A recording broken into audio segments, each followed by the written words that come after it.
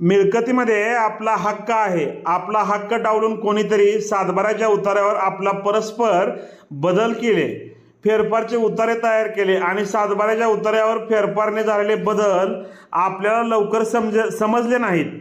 फेरफार होऊन अनेक वर्ष झालीत. मिळकतीमध्ये तर आपला हक्क आहे. अशा वेळी काय करावे? नमस्कार, मी ॲडव्होकेट विशाल गावडे, कोर्ट कचेरी या यूट्यूब चॅनलवर आपले स्वागत आहे.